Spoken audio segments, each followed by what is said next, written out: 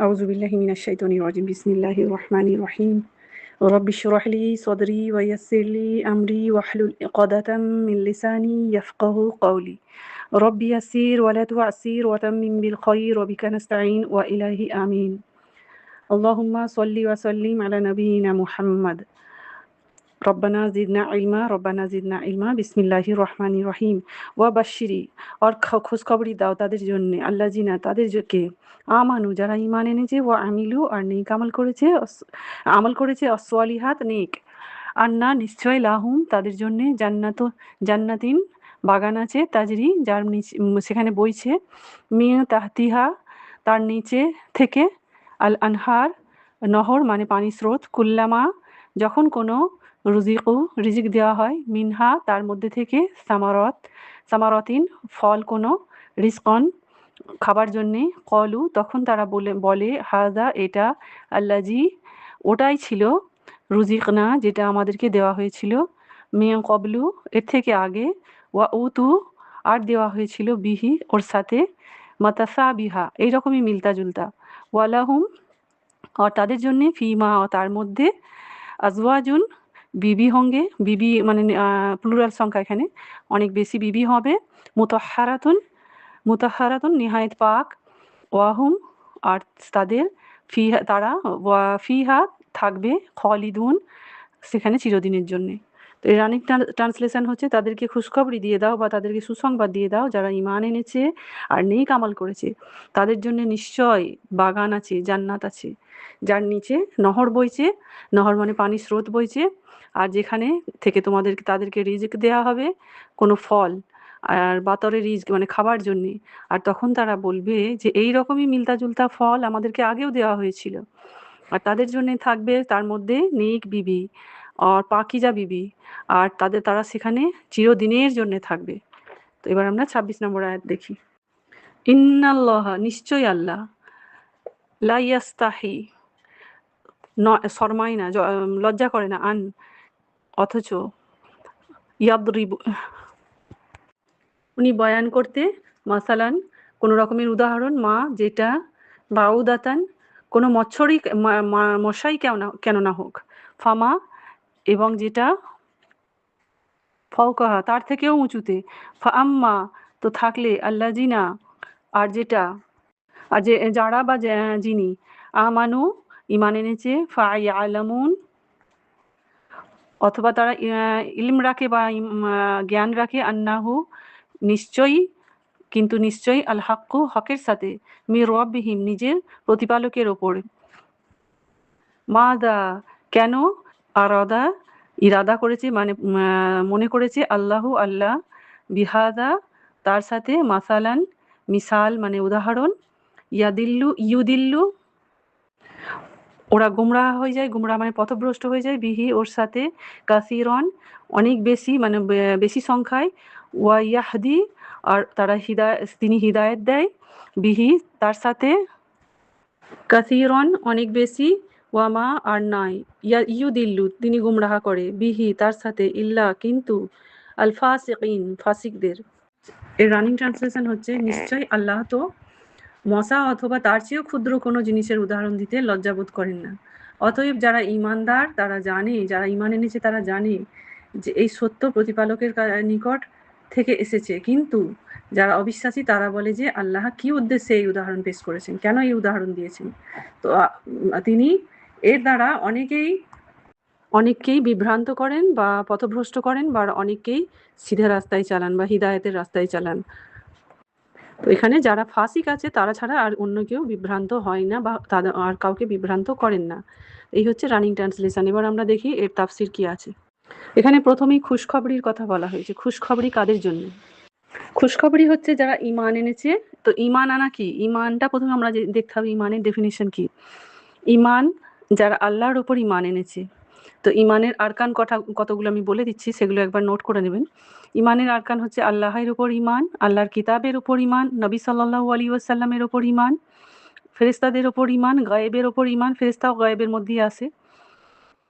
দোজখ তারপরে জান্নাত এগুলোর উপর ঈমান, এই সমস্ত জাযা ও সাজার উপর ঈমান, এই সমস্ত জিনিসগুলোর উপর যারা ঈমান এনেছে তো নবী সাল্লাল্লাহু আলাইহি ওয়াসাল্লামকে নবী বা আখরি রসুল মেনে চলা। তো সেইগুলো যখন সেই ঈমানগুলো যারা এনেছে, শুধু এই ঈমানগুলো রাখলেই হবে না। ঈমান মানে হচ্ছে এর মধ্যে বিশ্বাস করা, এগুলোকে মেনে চলা। মেনে চলার মধ্যে এবার দেখা যাক নেক আমল করেছে কারা। নেক আমলের মধ্যে কি, কি আসছে? নেক আমল বলতে কি আমরা শুধু ৫ ও টাইম নামাজ পড়লাম, সদকা দিলাম, জাকাত দিলাম, খয়রাত করলাম, রোজা রাখলাম। শুধু এইগুলোই নেক আমল নয়। নেক আমলের মধ্যে হচ্ছে আমাদের প্রত্যেকটা মানে প্রত্যেক দিনের যে আমাদের ব্যবহার, কাজকর্ম, কথাবার্তা, কার্যকলাপ সমস্ত নেক হওয়া দরকার। প্রত্যেকটার উদ্দেশ্য আল্লাহর তরফ থেকে আল্লাহকে রাজি করার জন্যে। তো সেই সমস্ত যখন কাজগুলো আমরা আল্লাহকে উদ্দেশ্য করে আল্লাহকে রাজি করার উদ্দেশ্যে করব, তো সেইগুলো হচ্ছে নেক আমল। তো এবার আমরা এগুলো সব করি, নামাজ-টামাজ সবই করি, রোজাও করছি, কিন্তু আমরা নেক আমলের মধ্যে দৈনন্দিন ব্যবহারিক জীবন যেটা, আমাদের নিয়ত ঠিক করে নিজের স্বার্থপরতা না রেখে আমরা আল্লাহকে রাজি করার উদ্দেশ্যে যখন আমরা প্রত্যেকটা কাজ করব, তো তখনই আমাদের নেক আমলের কোটাটা সম্পূর্ণ হবে। তো নেক আমলের কোটা অনেক সময় সম্পূর্ণ হয় না, মানুষ হিসেবে ভুল হয়ে যায়।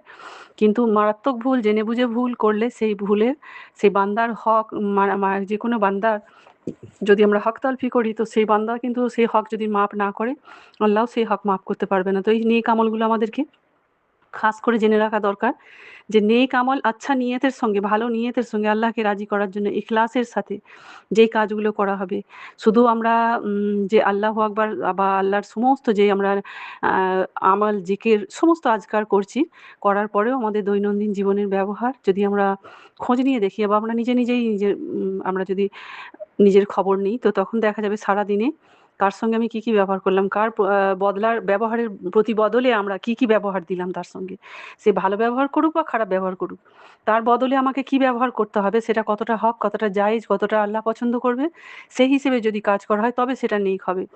যেমন আজকে আমার ঘরের পড়োশি যদি আমার সঙ্গে কোনো খারাপ ব্যবহার করে, কোনো গালিগালাজ করে, তো আমি তার প্রতিবদলে আমি কি বললাম? আমি কি তার সঙ্গে, ও কেন আমায় বলবে বলে আমি তার সঙ্গে যদি তার থেকে দুগুণা বেশি কিছু বলে তাকে চুপ করাতে চাই, তো সেটা কি হলো? নেক আমল হলো?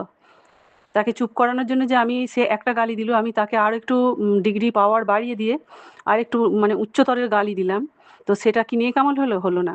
তাকে চুপ করানোর জন্য। কেন কি এবার আমরা সবাই কি যুক্তি দেখাই যে না হলে ও চুপ করবে না, বা ওকে ওর মুখের মতন জবাব দিতে হবে, জবাব না দিলে ও শায়েস্তা হবে না বা ও চুপ হবে না। তেমনি আমাদের ফ্যামিলি যদি দেখা যায়, ফ্যামিলির মধ্যে যেমন শাশুড়ি বউ, ননদ, ভাবি, একজনা যদি কারো ওপর কোনো প্রতিবাদ, কোনো রকমের প্রতিহিংসা দেখায়, তো আমরা কি করি মহিলারা?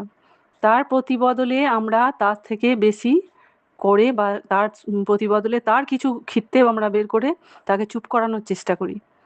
তো সেটা ভালো কথাতেই হোক বা খারাপ কথাতেই হোক। তো সেটা কি হলো? প্রতিবদল দিয়ে ওইভাবে চুপ করিয়ে তাকে বলে, তো ভালো ভাষা দিয়ে বললে, বুঝলে, নরম কথায় বললে সেটা নেক আমল হলো। কিন্তু তার প্রতিবদলে যদি আমরা খারাপ ব্যবহার করি, খারাপ ভাষা বলি, মনের মধ্যে কিনা বুগজ রাখি, আমরা ঝগড়ার মুডে বলি, তো সেটা কি আল্লাহ পছন্দ করবে? না আমরা সেই কথাটা কাউকে যদি, আমার সেই ব্যবহারটা যদি অন্য কেউ জিকিরও করে, সেটাও আমরা নিজেরাই পছন্দ করব না। তো আমার কোনো ব্যবহার যখন আমি নিজেই শোনা পছন্দ করছি না, তো আল্লাহ সুবহানাহু ওয়া তাআলা কিভাবে সেটা পছন্দ করবে? তো সেগুলো কি নেক আমল হচ্ছে? আমরা ভালোই হাতে তসবিহ নিয়ে সারাদিন তসবিহ গুনছি, তাহাজ্জুদও পড়ছি, ৫ টাইম নামাজ পড়ছি, কিন্তু সেটা কিন্তু আমাদের নেক আমল হলো না। আমাদের নেক আমলগুলো ওই মুখের জবানের ওই জবাব, ওই পাল্টা উত্তর কিভাবে দিচ্ছি আমরা, সেইগুলোতে আমাদের ওই নেক আমলগুলো সব জায়া হয়ে যায়। তো নেক আমল করতে বলেছে এখানে, যারা নেক আমল করবে, ঈমানদার, তাদের সঙ্গে আল্লাহ এখানে মুখাতিব, তাদের সঙ্গে লক্ষ্য করে বলা হচ্ছে যে যারা করবে তাদের জন্যে আল্লাহ সুবহানাহু ওয়া তাআলা কত সুন্দর একটা জান্নাত রেখেছে। জান্নাত মানে বাগিচা। আর সেই বাগিচাতে কি, কি আছে সেটা বলা হচ্ছে। তো যেকোনো আমল ইলমের বিনা বিলকুলই বেকার, হিদায়াতের বিনা বেকার, ঈমানের বিনা বেকার। এবার দেখি আমরা নেক আমল, হ্যাঁ আপনারা বলবেন, আমরাও বলি সবাই, যারা ঈমান আনেনি তারাও তো অনেক ভালো ব্যবহার করে, তার মা-বাপের সঙ্গে ভালো আচরণ করছে। তো তারা কি ঈমানদার হলো? ঈমানদার কখনোই হবে না। কেন কি? তারা আল্লাহকে রাজি খুশি করার জন্য নয়। কিছু কাজ আছে যেগুলো লোককে দেখানোর জন্যে, নিজের সন্তুষ্টির জন্যে বা তার পরিবারবর্গকে সন্তুষ্টি করার জন্যে তারা সেই কাজগুলো করছে, বা তারা গায়রুল্লাহকে খুশি করার জন্যে সেই কাজগুলো করছে। তো সেই নেক আমলটা কোনো দিনই আল্লাহর আরশে গিয়ে পৌঁছাবে না। তার বদলা এখানে আল্লাহ সুবহানাহু ওয়া তাআলা দেবে না। কেন কি? এখানে ঈমানওয়ালাদের নেক আমলের কথা বলা হচ্ছে। তো ঈমান আর নেক আমল দুটো আমরা বারবার আগে গিয়ে আমরা পড়তেই যাবো এই জিনিসগুলো। দুটো এক দুসরার সঙ্গে জড়িয়ে আছে। ঈমান আর নেক আমল। আর বিনা ইলমে নেক আমল কোনোদিনই নেক আর ইখলাসের সাথে হবে না। তো তার জন্য নেক আমল করার জন্য আমাদের ইলম হাসিল করা অবশ্যই দরকার, যে কোনটা আমাদের নেক আর কোনটার জবাব আমরা কিভাবে দেব আর কোনটার মোকাবেলা সবরের সাথে কিভাবে করব।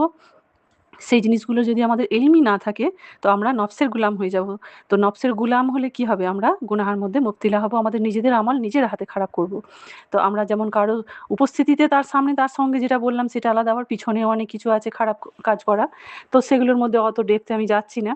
তো সেগুলো আপনারাও সবাই ভালো মন্দ সবাই বুঝবেন জানবেন, দৈনন্দিন জীবনে যেটা আমরা করি বিনা কিছু বুঝে জেনে আমরা ফরওয়ার্ড করে দিই। এখন সব থেকে বেশি গুনাহ বলে আল্লাহ নবী সাল্লাল্লাহু আলাইহি ওয়াসাল্লাম বলেছেন যে আখরি জামানায় গুনাহ আসমান থেকে বর্ষাবে। তো আসমান থেকেই বর্ষাচ্ছে কেন, আমরা এই যে পাঠাচ্ছি কোনো জিনিস ফরওয়ার্ড করে দিচ্ছি বিনা কিছু বুঝে জেনে শুনে, চাহে কারো মারামারি হোক, কারো গালিগালাজ হোক, কারো ফানি ভিডিও হোক বা কারো কিছু, তো সেগুলোর মধ্যে থেকে কারো ইজ্জত কারো বেইজ্জত কারো ইজ্জতের ধাজিয়া উড়াচ্ছি, তো সেগুলো আমাদের গুনার সামনে গুনার হিসেবে আমাদের রূপে আসবে, আমাদের সামনে আসবে গুনার রূপে। তো সেই থেকেও আমাদের নেক আমল কিন্তু জায়া হয়ে যাবে। তো আমাদের বুঝে সুঝে সেই নেক আমলগুলোকে জায়া না হয় সেটা আমরা চেষ্টা করব। তো নেক আমল করতে গেলে এখানে সুন্নতের ইলম হওয়া অবশ্যই দরকার। আল্লাহর নবী সাল্লাল্লাহু আলাইহি ওয়াসাল্লাম যেই তরিকায় কথাগুলো বলেছে, যেমনভাবে জীবনযাপনের কথা বলে গেছেন, সেইগুলো হচ্ছে নেক আমল, নেক তরিকায় জীবনযাপন করা। তো সেই ইলমটা হাসিল করতে হবে আমাদেরকে হাদিস আর কোরআনের জরিয়াতে। আর তখনই আমাদেরকে জান্নাত মিলবে। সেই জান্নাতে নিচে নহর বইছে, নহর মানে পানির স্রোত। আর সেই নহরে কি থাকবে, একটা হচ্ছে শরাব আর একটা হচ্ছে শেহেদ। শেহেদ মানে মধু, আবার একটা থাকবে দুধ। তো আমরা যদি দেখি, তো এখানে এই শরাব যে দুনিয়ার শরাব, সেই শরাব মদ সেটা কিন্তু ওই জান্নাতি শরাবের মতো হবে না। দুনিয়ার মধু জান্নাতের মধুর মতো হবে না, বা জান্নাতের মধু দুনিয়ার মধুর মতো হবে না। পানিও ঠিক তাই। তো এবার আমরা দেখব যে দুনিয়াবি ফলের কথা এখানে বলা হয়েছে, যে দুনিয়াবি যে ফল, সেই ফল যখন জান্নাতে ফল দেওয়া হবে তখন মানুষরা কি বলবে, যে আমরা তো এমনিই ফল খেয়েছি। এই আনার, এখানে যেমন আনার বলতে বেদানা, যেই বেদানা আমরা এখানে খাচ্ছি দুনিয়াতে কি সেই রকমই থাকবে, আখেরাতে কি জান্নাতে কি সেই রকমই থাকবে? সেই রকম দেখতে থাকবে, কিন্তু তার স্বাদ, তার জায়গা, তার খুশবু সমস্ত কিছু জান্নাতের মতো থাকবে। আল্লাহ সুবহানাহু ওয়া তাআলা তার আলা আলা দরজা মানে তার বাড়িয়ে দেবে, তার সুন্দর করে দেবে সেই জিনিসটা আরো বেশি। তো দেখতে আমরা লাগবে যে হ্যাঁ এটা তো ওই দুনিয়াতে খেয়েছি। কলা যেমন আমরা যদি দেখি, তো কলাও কি এমনি থাকবে? এমনি থাকবে না, তেমনি ওটা গিয়ে আরো কোয়ালিটি তার আরো সুন্দর হয়ে যাবে। তো আর পাকিজা বিবি থাকবে। পাকিজা বিবি যদি আমরা দেখি, পাকিজা বলতে কি পাকিজা হচ্ছে এখানে, পাকিজা তার ক্যারেক্টার সুন্দর হবে, তার কথাবার্তা তার সে হায়াদার হবে। তো এই দুনিয়ার বিবি কি সেখানে থাকবে না? অবশ্যই এই দুনিয়ার বিবিকে আরো সুন্দর করে সেখানে পেশ করা হবে তাদের জন্য। তো এখানে কি শুধু বিবির কথা হচ্ছে? শুধু বিবি নয়, বিবির জন্য তার শহর বা তার হাজব্যান্ডও থাকবে। যে বিবি নেক হবে তার জন্য তার হাজব্যান্ডকে, তবে কি হ্যাঁ এখানকার যেমন মিয়া বিবির যে একটা সম্পর্ক, অনেকের হয় অনেক মধুর আর অনেকের হয় মানে কি বলবো খাট্টা মিঠা। তো খাট্টা মিঠা কি এমনি থাকবে? যেটুকু কমতি থাকবে, তো জান্নাতে যাওয়ার আগে আল্লাহ সুবহানাহু ওয়া তাআলা তাকে সব রিপেয়ার করে সেখানে পাঠাবে। মানে যতটাতে তার যে সমস্ত নুকসগুলো, যে সমস্ত খারাপিগুলো আছে, সমস্ত খারাপি মেরামত করে দিয়ে তখন জান্নাতে পাঠাবে। চাহে বিবি হোক, চাহে তার শওহর বা স্বামী হোক। দুজনকেই সুন্দর করে দেবে আল্লাহ সুবহানাহু ওয়া তাআলা, তবে সেখানে জান্নাতে যাবে। তো তখন এই স্বামী, এই স্ত্রী এইভাবে থাকবে না। তো এখানে হচ্ছে কি বেহতরিন সুন্দর যে আখলাক, সেই আখলাক আর বেহতরিন যে তখলিক আল্লাহ সুবহানাহু ওয়া তাআলা মানুষকে যে তখলিক করেছে বানিয়েছে, সবথেকে সুন্দরভাবে মানুষকে বানিয়েছে এই দুনিয়াতে। আর সেই সুন্দর মানুষদের মধ্যে সবথেকে যারা ঈমানওয়ালা তাদেরকে সুন্দর করেছে। ঈমানওয়ালাদের মধ্যে সবথেকে সুন্দর হচ্ছে যারা নেক সলেহ আমল করে। আবার নেক সলেহ আমল যারা করছে তাদের মধ্যে সবথেকে ভালো হচ্ছে ওলিয়া আউলিয়া যারা আছেন তারা। এবার তাদের মধ্যেও সবথেকে সুন্দর, তার থেকেও বেশি ভালো হচ্ছে আমাদের আম্বিয়া রাসূলুল্লাহ সাল্লাল্লাহু আলাইহি ওয়াসাল্লাম। মানে অনেক যারা আগে পূর্ববর্তী আম্বিয়া এসেছিল, তারা নবী যে সমস্ত নবীগুলো এসেছিলেন, তো তারা হচ্ছে তাদের মধ্যে নেক সলে বান্দাদের মধ্যে তাদের মধ্যে উত্তম। তার থেকে উত্তম হচ্ছে, সব নবীদের মধ্যে উত্তম হচ্ছে আমাদের নবী সাল্লাল্লাহু আলাইহি ওয়াসাল্লাম। তো আমাদের কত সুন্দর একটা কথা এখানে নেক আমলের সঙ্গে কত কি জড়িয়ে আছে। তো এইভাবে আমরা নিজেদেরকে সবসময় অন্যের সঙ্গে ভালো হওয়ার কম্পিটিশন করব, নাকি কাউকে টক্কর দেওয়ার জন্যে, তাকে শায়েস্তা করার জন্যে, জব্দ করার জন্যে আমি নিজেকে, নিজের কোয়ালিটি, নিজের পার্সোনালিটিটাকে আরও বেশি খারাপের দিকে নিয়ে যাব। কাউকে জব্দ করতে দুনিয়ায় তো আমরা আসিনি, আমরা সবাই জান্নাত কামাতে এসেছি। তো জান্নাত কামাতে গেলে সবর আর শুকরের সাথে জান্নাত কামাতে হবে, নাকি কাউকে শায়েস্তা করে, কাউকে জবাব দিয়ে বা কারোর সঙ্গে রেষারেষি করে, আমরা এইভাবে রেষারেষি করে, খারাপ তরিকায় রেষারেষি করে আমরা নেক কাজে রেষারেষি করব, সেখানে আমরা আগে বারবার চেষ্টা করব, জদ্দোজাহেদ করব যে আমরা নেক কাজে ওর থেকে বেশি ভালো করে আমি বেশি কি করে নেক আমল করতে পারি। নেক আমল বলতে এখানে শুধু আমাদের ওইগুলো নয়, তসবিহ, তাহলিল, নামাজ, রোজা এগুলো নয়, নফল ইবাদত তো করবেন, সাথে সাথে নিজেদের ক্যারেক্টারটাকেও সুন্দর করতে হবে। আমরা সবাই এর জন্য আল্লাহর কাছে খুব দোয়া করি যে আল্লাহ আমাদেরকে সলেহীন বান্দাদের মধ্যে শামিল করো। নিশ্চয়ই আল্লাহ সুবহানাহু ওয়া তাআলা আমাদেরকে করবে আর জান্নাতুল আলা ফিরদৌস দেবে ইনশাআল্লাহ। আমরা যখন শিখছি, জানছি, তো আল্লাহ সুবহানাহু ওয়া তাআলা আমাদেরকে আমল করারও তৌফিক দিক। আর এই সমস্ত বাগান বাগিচা কিন্তু পেতে গেলে আমাদেরকে মেহনত করতে হবে, আর মেহনত জান্নাত পাওয়া অত আসান নয়, আর জান্নাতের আলা দরজা পাওয়া অত আসান নয়। তো সেখানে তার মোতাবিক আমাদেরকে মেহনত করতে হবে, নিজেদের মধ্যে ইমপ্রুভমেন্ট আনতে হবে। তো এবার আমরা দেখি ২৬ নম্বর আয়াতে আল্লাহ সুবহানাহু ওয়া তাআলা কি বলেছেন। ২৬ নম্বরের আয়াতে এখানে বলেছেন আল্লাহ সুবহানাহু ওয়া তাআলা যে মশার উদাহরণ দিয়েছে। এখানে এইটা খাস করে বলা হয়েছে ইহুদিদের জন্য। তো ইহুদিরা কি বলেছিল যে তোমাদের রব যদি এতই বড়, এতই পাকিজা হয়, এতই মহান হয়, তো দুনিয়ায় একটা সামান্য মশার তোমার উদাহরণ দিয়ে একটা আয়াত বের করে, তো একটা সামান্য মশা দিয়ে উদাহরণ দিল। এই দুনিয়াটার মধ্যে আর কিছু পেল না, দুনিয়ার মধ্যে জিনিস এত কিছু সারা দুনিয়ায় রয়েছে।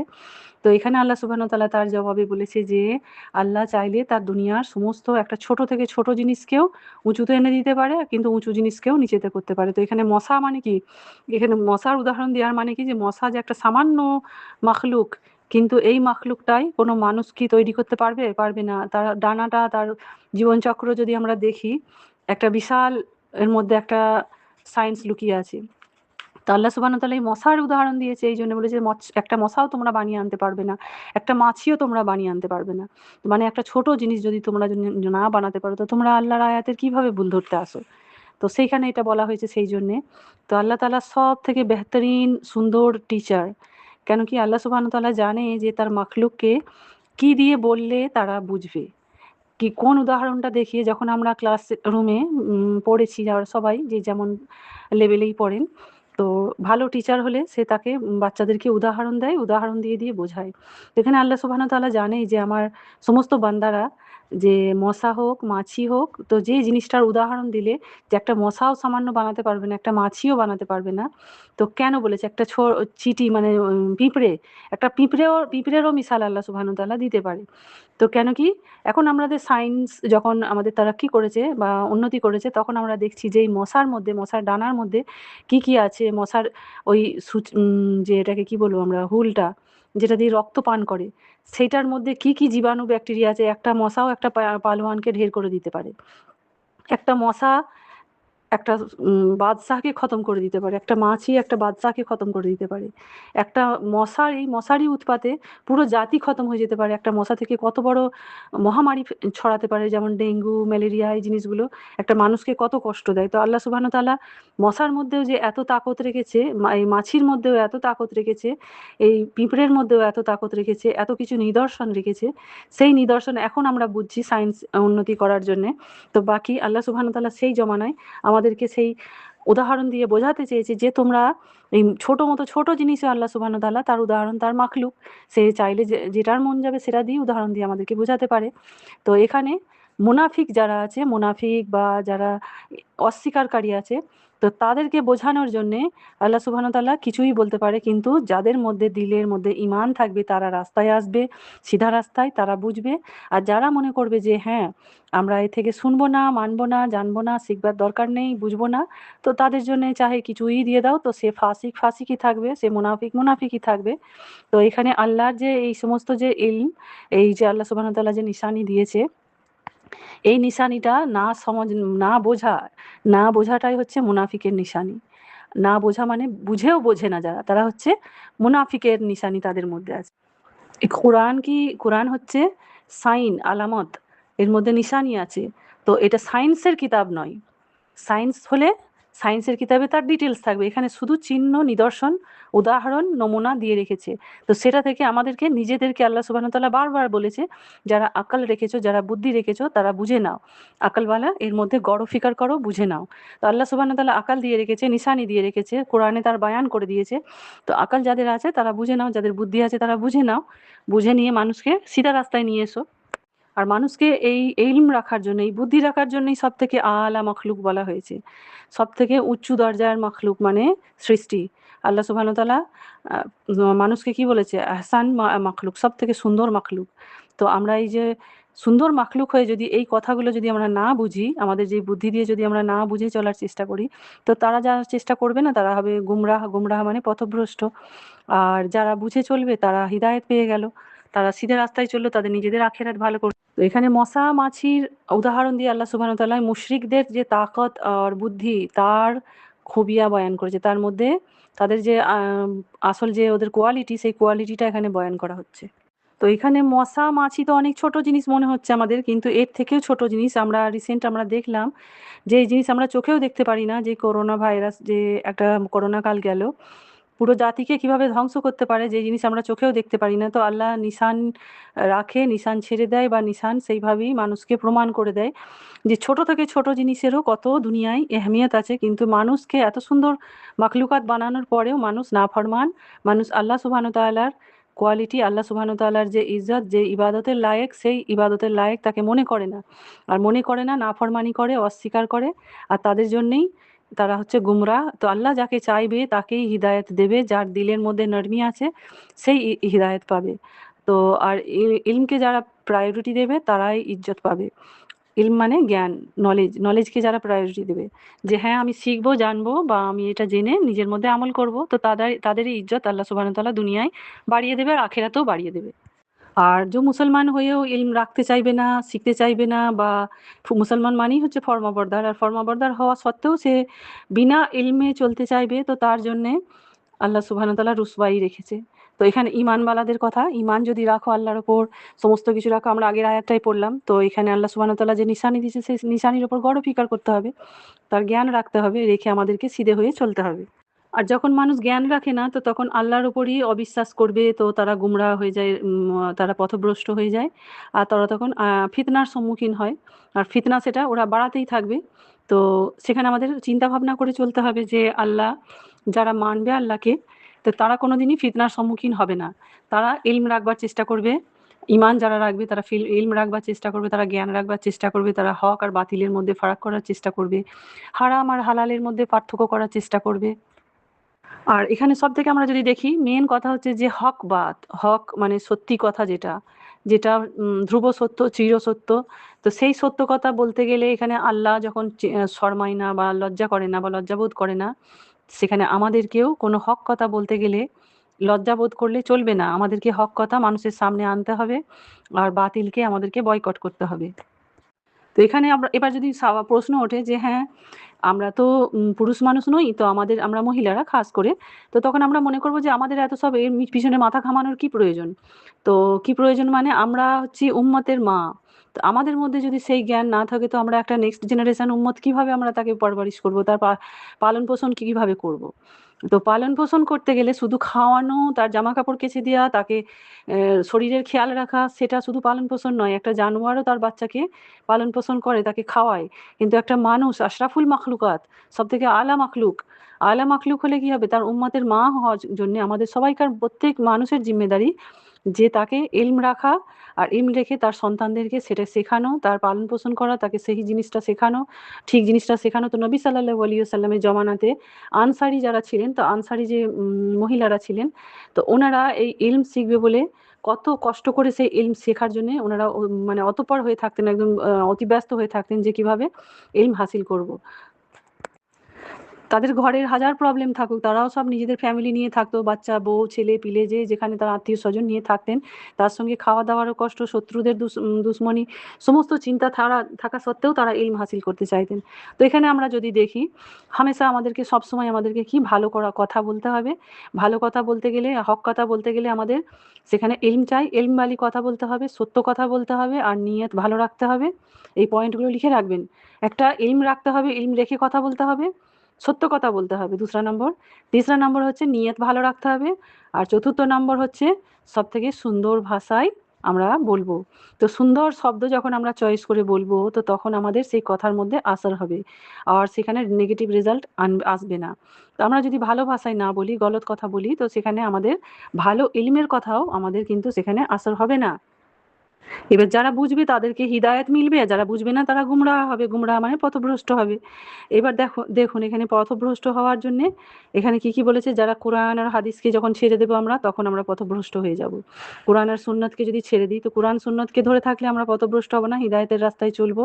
আর আমরা চিন্তা ভাবনা করে চললে পরে, চিন্তা ভাবনা করে প্রত্যেকটা সময় বুঝে যদি আমরা ব্যবহার করি, সময় বুঝে সমস্ত জিনিসগুলো যদি করি, তো তাহলে আমাদের সেখানে আমরাও তার ফায়দা পাবো।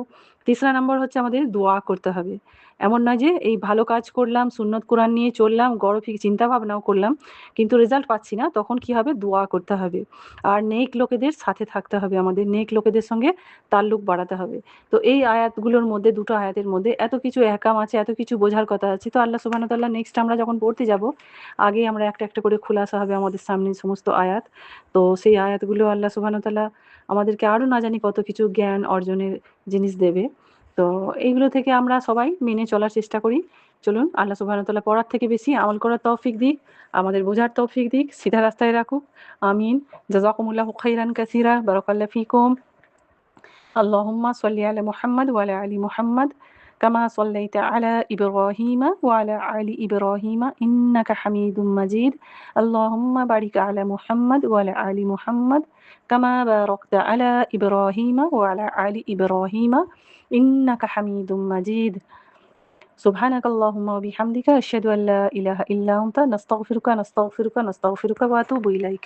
السلام عليكم ورحمة الله وبركاته.